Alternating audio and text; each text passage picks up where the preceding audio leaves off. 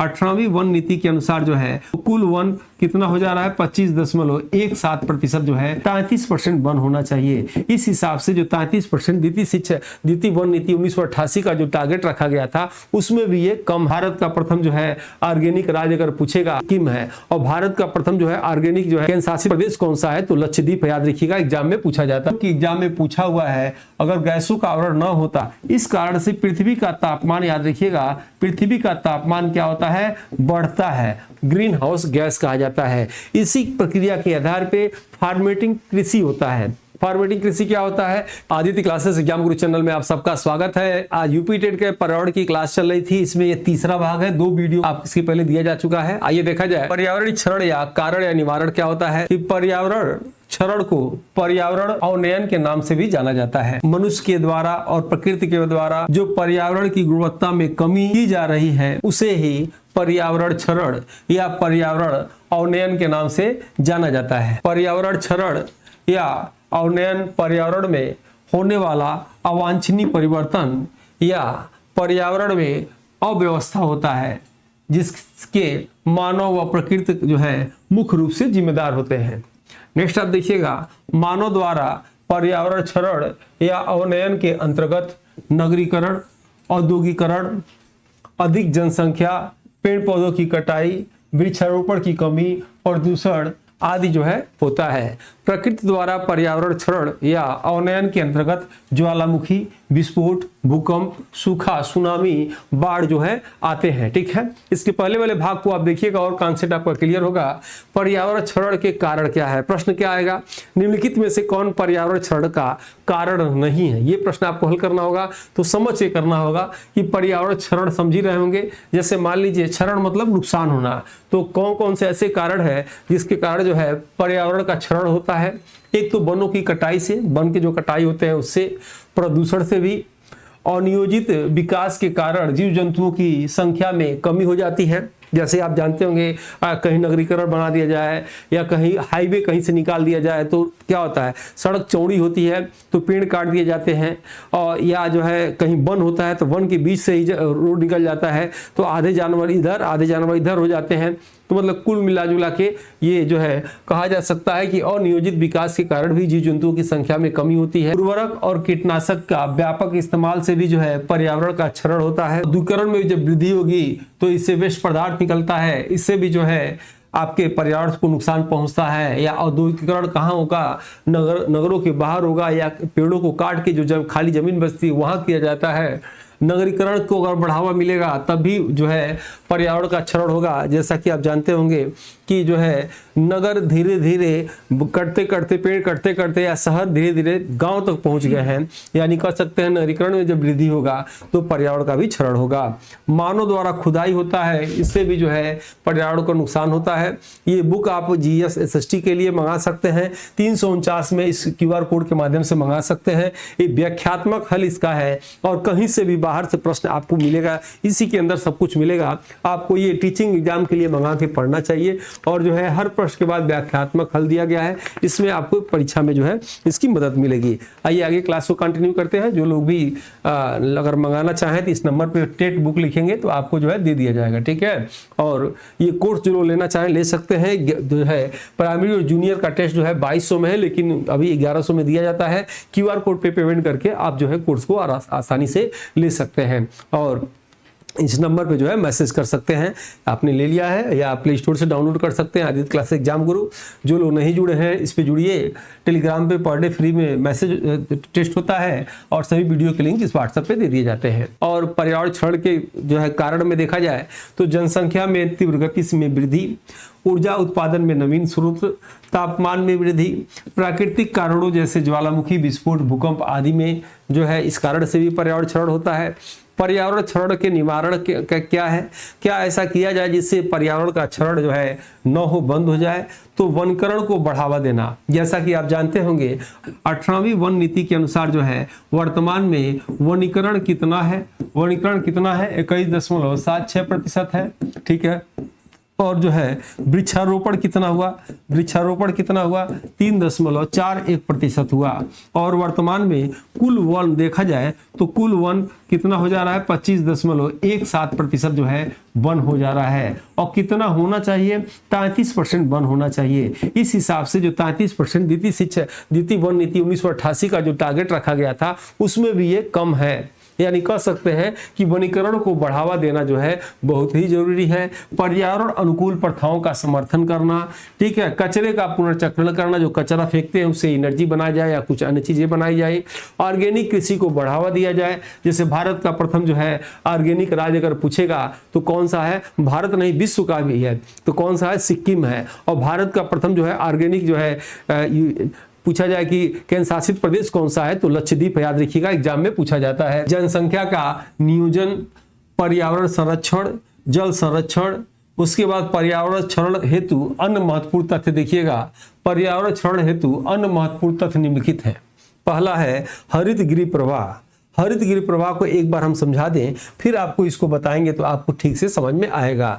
अगर हम देखें प्रकृति ने इस पृथ्वी को बनाया, मैं कहता हूं ये पृथ्वी है और इस पृथ्वी को प्रकृति ने बनाया। प्रकृति ने इस पृथ्वी के साथ साथ इसके बाहर जो है गैसों का आवरण भी बनाया। गैसों का आवरण बहुत जरूरी था और अगर ये गैसों का आवरण न रहे तो आयोग की एग्जाम में पूछा हुआ है, अगर गैसों का आवरण न होता तो इस पूरे पृथ्वी का हर जगह तापमान -18 डिग्री सेल्सियस होता। प्रश्न आया हुआ है, यानी 0 डिग्री सेल्सियस पे पानी बर्फ में बदल जाता है, हर जगह तापमान -18 डिग्री सेल्सियस होता।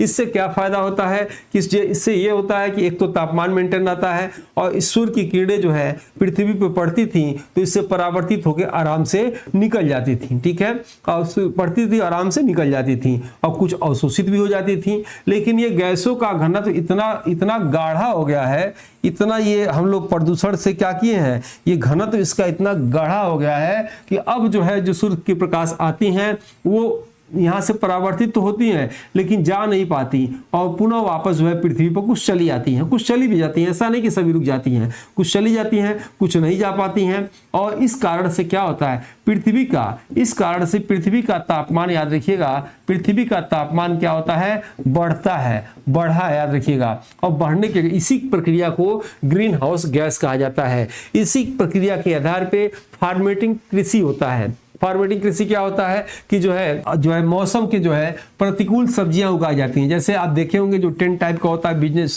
सब्जी जो लगाते हैं लोग, तो उसमें क्या करते हैं टेम्परेचर के अनुसार जो है उसकी जो खिड़कियां को खोलते हैं, बंद करते हैं और उसको देखते हैं, उसी अनुसार जो है उसमें क्या करते हैं सब्जी अन्य चीजें उगाते हैं। तो आइए देखा जाए ग्रीन हाउस इफेक्ट क्या है।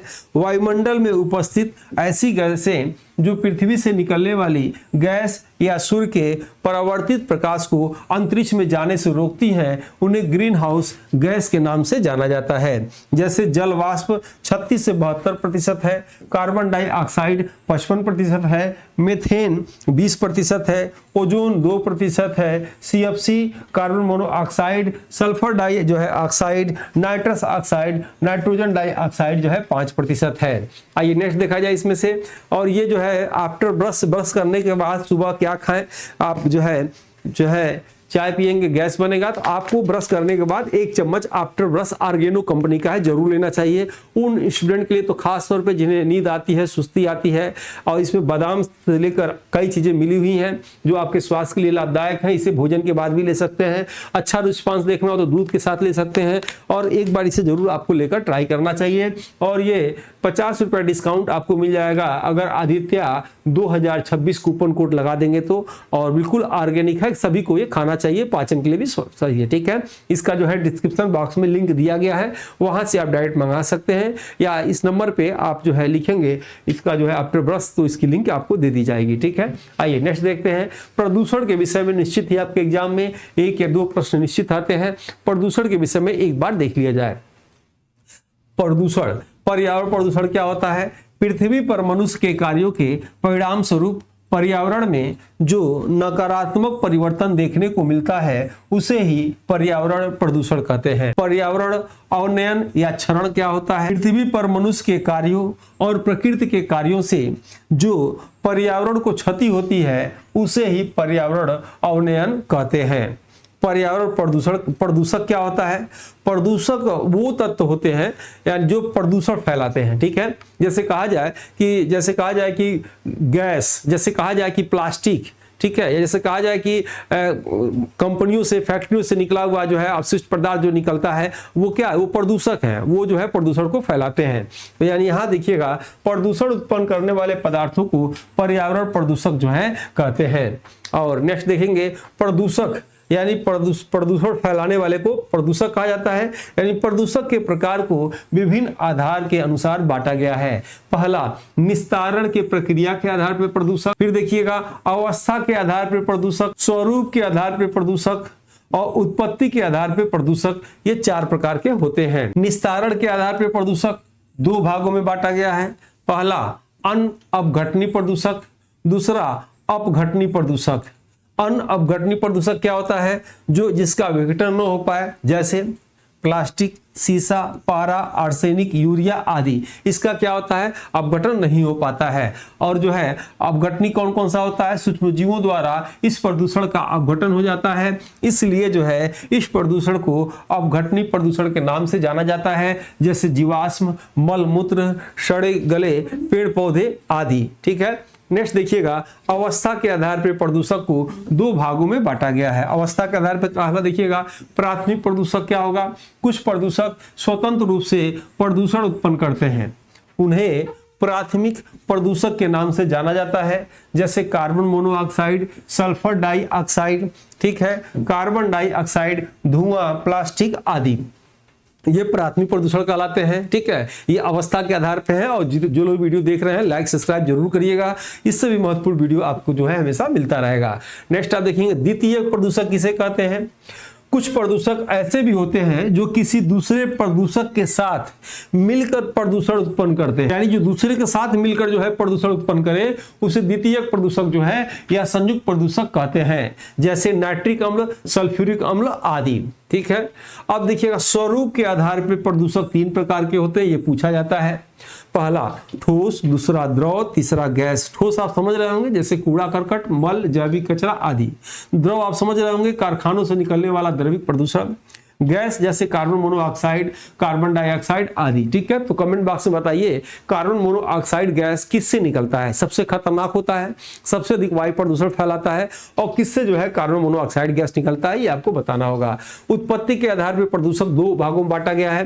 पहला मानव द्वारा प्रदूषक, यानी जैसे खुले में शौच करना, मानव द्वारा प्लास्टिक का प्रयोग, नगरीकरण, औद्योगिकरण, ये मानव के द्वारा जो है फैलाए जाने वाले जो है प्रदूषक हैं। प्रकृति द्वारा प्रदूषक जैसे बाढ़ के आने के कारण, ज्वालामुखी के विस्फोट के कारण आदि, ठीक है।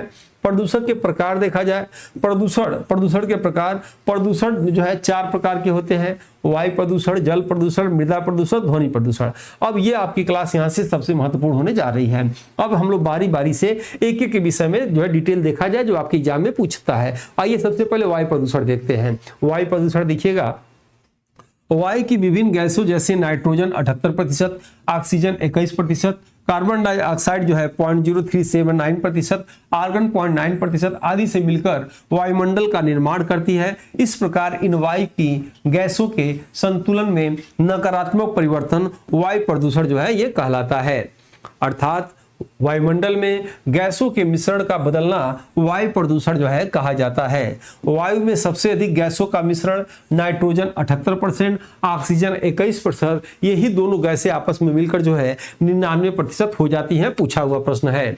वायु प्रदूषण के स्रोत के अंतर्गत श्वसन द्वारा, वस्तुओं के जलाने से, ज्वालामुखी विस्फोट से, यातायात से, वनों में लगी आग आदि से जो है होता है। जैसे धान के खेत से कौन सा गैस निकलता है? मीथेन। एसी फ्रिज से जो है क्लोरोफ्लोरोकार्बन। खनिज तेल शोधन से सल्फर डाइऑक्साइड जो है निकलता है। वायुयान के ईंधन से नाइट्रोजन ऑक्साइड निकलता है। वनों के आग से कार्बन मोनोऑक्साइड व कार्बन डाइऑक्साइड निकलता है।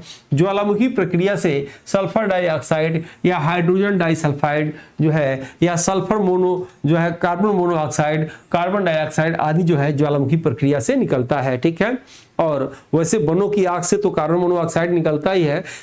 खासतौर पर जो प्रसिद्ध जो एग्जाम में पूछता है सिगरेट के धुओं से याद रखिएगा, और वाहनों में निकले जो ईंधनों जो होता है धुएं से, उससे भी जो है कार्बन मोनोऑक्साइड गैस निकलती है।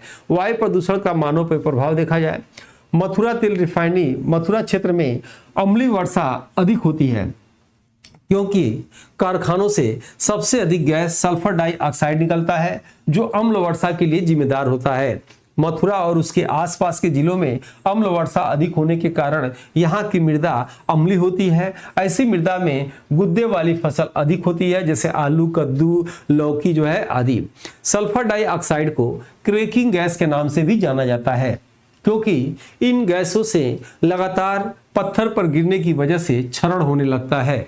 सल्फर डाइऑक्साइड के कारण विश्व का 7वां आश्चर्य ताजमहल पर अम्ल वर्षा होने का कारण इसका रंग भी जो है पीला होता जा रहा है। Carbon monoxide gas cigarette, petroleum के दहन, लकड़ी के जलने आदि से निकलता है। सर्वाधिक वायु प्रदूषण अकेले 50% जो है कार्बन मोनोऑक्साइड गैस CO के लिए जिम्मेदार होता है। कार्बन मोनोऑक्साइड गैस शोषण के माध्यम से श्वास नली में प्रवेश करके हीमोग्लोबिन में मिल जाता है। मानव शरीर में हीमोग्लोबिन संपूर्ण शरीर में ऑक्सीजन पहुंचाने का जो है कार्य करता है। परिणाम स्वरूप यह हीमोग्लोबिन की गति को धीमा कर देता है, जिससे व्यक्ति का सांस धीरे धीरे फूलना शुरू होता है। अंत में दम घुटने की वजह से उसकी जान भी जा सकती है। इसलिए कार्बन मोनोऑक्साइड को दम घोटू गैस के नाम से भी जाना जाता है, जो सबसे खतरनाक गैस जो है होता है। वायु प्रदूषण का प्राकृतिक सूचक पौधा लाइकेन होता है, जो शैवाल या कवक का सहजीवी जो है होता है। लाइकेन सल्फर डाइऑक्साइड के प्रति संवेदनशील होता है। वायु प्रदूषण के लिए सफर मोबाइल ऐप लॉन्च किया गया। याद रखिएगा, सफर मोबाइल ऐप जो है वायु प्रदूषण के लिए लॉन्च किया गया। वायु प्रदूषण को नियंत्रित करने के लिए वृक्षारोपण को बढ़ावा देना चाहिए। उद्योग धंधों के संचालन पर्यावरण के मानकों के आधार पर हो। इसके साथ साथ इलेक्ट्रिक वाहनों की अधिक दबाव जो है देना चाहिए। अब आइए हम लोग देखा जाए जल प्रदूषण के रूप में। जल प्रदूषण क्या है? जो है पीने योग्य जल में अशुद्धि मिल जाने से उत्पन्न समस्या को जल प्रदूषण कहा जाता है। अर्थात जल में ऐसे प्रदूषकों का मिल जाना जो जल की गुणवत्ता में परिवर्तन उत्पन्न कर दें, उन्हें जल प्रदूषण कहते हैं। ठीक है, आसान है परिभाषा, चूंकि नहीं पूछेगा क्या मैं बता रहा हूं। जल प्रदूषण उत्पन्न करने वाले कारकों के अंतर्गत कृषि में रासायनिक उर्वरकों का अत्यधिक प्रयोग, इससे जल प्रदूषण होता है। क्योंकि जब कृषि में रसायनों का जो है प्रयोग करेंगे वो मिट्टी में मिलेगा और मिट्टी के पानी के माध्यम से जो है नीचे जल में जाके मिलेगा, इससे जल प्रदूषण होता है, ऐसे समझिएगा। और मानव जनित प्रदूषण, उद्योग धंधों से निकलने वाला कचरा, ज्वालामुखी विस्फोट और भूस्खलन। मानव द्वारा प्रदूषण मतलब क्या? जब प्रधानमंत्री जी आए तो सबसे पहले क्या किए? गांव-गांव में शौचालय जो है उन्होंने स्थापना शुरू किया। 2 अक्टूबर 2014 से स्वच्छ भारत अभियान की शुरुआत किया और गांव-गांव में हर घर में टॉयलेट लगवाएं। क्यों? कि लोग जाकर खेतों में टॉयलेट करते थे तो वो जो है बारिश के माध्यम से, पानी के माध्यम से नीचे आता था और पानी दूषित हो जाता था।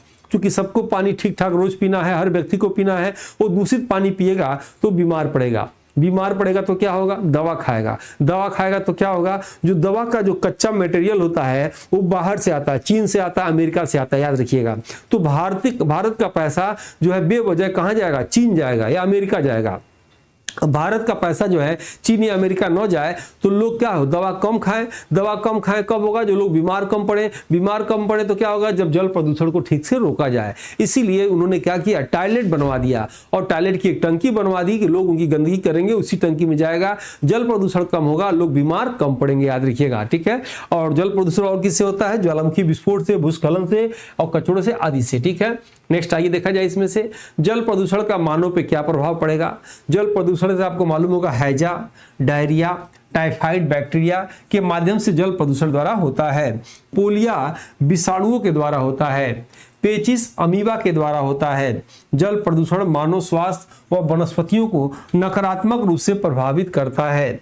जल प्रदूषण जलीय जीव के जीवन के लिए खतरा तथा मृदा की गुणवत्ता में भी जो है नकारात्मक परिवर्तन जो है कर देता है। जल प्रदूषण के नियंत्रण के उपाय में देखा जाए, कल कारखानों के अपशिष्ट को जल में न बहाया जाए। ठीक है, खुले में शौच से रोक लगाया जाए, ये जल प्रदूषण होता है। मल मूत्र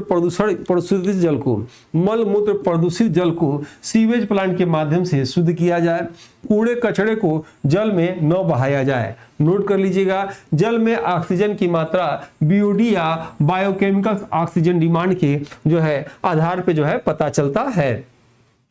जल में अशुद्धियों के आधार पे अन्य होने वाले रोग जो है निम्नलिखित हैं। पहला देखिएगा, जल में अशुद्धियों के कारण जो है और मानव बीमारियों। सीसा के कारण क्या होता है? एनीमिया होता है। एनीमिया आप जानते होंगे खून की कमी होता है, पुरुषों की अपेक्षा महिलाओं में अधिक होता है। नाइट्रेट से ब्लू बेबी सिंड्रोम, कैडमियम से इटाई रोग, आर्सेनिक से ब्लैक फुट जानवरों में, फ्लोराइड से जो है फ्लोरोसिस जो है हड्डियां कमजोर, दांत पीले हो जाते हैं।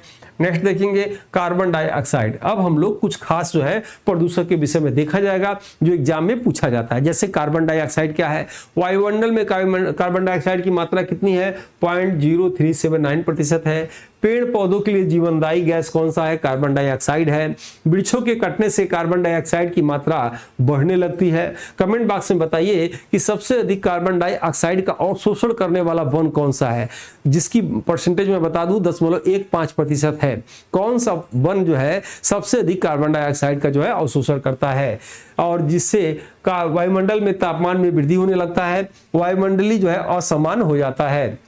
क्लोरोफ्लोरोकार्बन देखा जाए, क्लोरोफ्लोरोकार्बन की मात्रा बढ़ने से ओजोन परत जो है नष्ट होने लगती है। ओजोन परत सूर्य की परावैंगनी किरणों को पृथ्वी पर आने से रोकती हैं। क्लोरोफ्लोरोकार्बन हानिकारक गैस होता है जो हरित गृह प्रभाव के लिए भी जिम्मेदार होता है। मृदा प्रदूषण देखा जाए, मृदा की गुणवत्ता में कमी को मृदा प्रदूषण कहते हैं। मृदा प्रदूषण से मृदा की उर्वरता जो है समाप्त होने लगती है। मृदा प्रदूषण के कारण निम्नलिखित हैं। मृदा प्रदूषण के कारण जो है निम्नलिखित हैं। आगे देखा जाए, पहला कि वनों का कटाव मृदा प्रदूषण का कारण होता है। अम्लीय वर्षा, ठीक है, मृदा की ऊपरी परतों का कटाव, सूक्ष्म जीवों का अभाव, तापमान में उतार चढ़ाव, स्थानांतरित कृषि, कीटनाशक का प्रयोग और मृदा अपरदन जो है मृदा प्रदूषण के जो है ये कारण होते हैं। नेक्स्ट आइएगा, ध्वनि प्रदूषण पूछा गया है। ध्वनि की उच्च तीव्रता के कारण जब मस्तिष्क में विचलन उत्पन्न होने लगे तो उसे ध्वनि प्रदूषण कहा जाता है। ध्वनि प्रदूषण को डेसिबल में मापा जाता है। ग्रीन मफलर आ चुका है कई बार। ग्रीन मफलर का संबंध ध्वनि प्रदूषण से होता है। मनुष्य की सामान्य वार्तालाप 60 डेसिबल होती है। और लाइक सब्सक्राइब शेयर करते हुए जरूर क्लास को करिएगा। 80 डेसिबल से ऊपर की ध्वनि मनुष्य के जीवन पर हानिकारक प्रभाव जो है डाल सकती है। नोट कर लीजिएगा, ध्वनि की आवृत्ति मापने की इकाई हर्ट्ज होती है। ध्वनि की तीव्रता मापने की इकाई डेसिबल होती है। फ्लाई ऐश धुआं व धूल के कण को कहते हैं। नेक्स्ट है ओजोन परत। पृथ्वी के ऊपरी वायुमंडल समताप मंडल में ओजोन प्राकृतिक रूप से पाई जाती है जो एक सुरक्षात्मक परत की तरह जो है कार्य करती है। सूर्य से आने वाले 8 किरणों में, याद रखिएगा, सूर्य से आने वाले 8 किरणें पूछी जाती हैं। पहला होता है x ray, cosmic ray, gamma ray, ultraviolet ray, visual ray, infra ray, micro ray, radio ray. इन किरणों में अल्ट्रावायलेट किरणों को पृथ्वी पर छानकर ओजोन परत देती है। यदि ओजोन परत इस अल्ट्रावायलेट किरणों को न छाने तो यह किरणें पृथ्वी पर सीधे यदि किसी जीव जंतु पर पड़े तो उसे त्वचा कैंसर, वनस्पतियों के ऊपर गिरे तो उनकी विकास को प्रभावित करता है। ठीक है, अब प्रश्न क्या आता है कि सूर्य से आने वाली किरणों में सबसे कम खतरनाक कौन सी होती हैं? तो रेडियो किरणें याद रखिएगा सबसे कम खतरनाक होती हैं। सबसे अधिक खतरनाक कौन सी होती है? एक्सरे जो है सबसे अधिक खतरनाक होती हैं। इसलिए बार बार एक्सरे नहीं कराना चाहिए। एक्सरे कराने से भी बहुत नुकसान होता है। कभी भी पेशेंट के साथ एक्सरे रूम में जाना नहीं चाहिए। जाना चाहिए तो एक्सरे होते समय बाहर आ जाना चाहिए। ओजोन परत को डॉप्सन में पाया जाता है। सबसे पहले जो है जो फार्मैन ने अंटार्कटिका में ओजोन परत छिद्र को देखा था।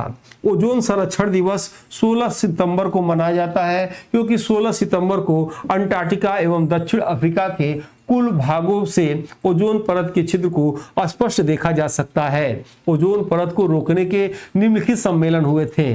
पहला मॉन्ट्रियल प्रोटोकॉल 1987 में, ये कहाँ हुआ था? कनाडा में हुआ था, याद रखिएगा। वियना में वियना संधि हुआ था। 22 मार्च 1985 को हस्ताक्षर हुआ था और जो है 22 ये 22 कर दीजिएगा। 22 जो है सितंबर को, 22 सितंबर 1988 को क्या हुआ था, ये लागू हो गया था। और पुस्तक आप चाहें तो क्यूआर कोड के माध्यम से ले सकते हैं, 2 से 5 दिन में पहुंच जाएगा। 349 रुपये पेमेंट करना है। आप व्याख्यात्मक हल आपको इसे 2 से 3 बार एग्जाम देने से पहले जरूर पढ़ के जाना चाहिए। और या इस नंबर पे टेट लिखेंगे तो लिंक दे दी जाएगी, वहां से भी आप ऑनलाइन मंगा सकते हैं। जूनियर प्राथमिक दोनों का यूपी टेट के लिए 2200 रेट है, लेकिन आप 1100 में इसे ले सकते हैं, क्यूआर कोड के माध्यम से ले सकते हैं। और जो है आप चाहें तो प्ले स्टोर से डाउनलोड करके भी इसको ले सकते हैं, ठीक है। और इसी के साथ जो है आज की क्लास समाप्त होती है।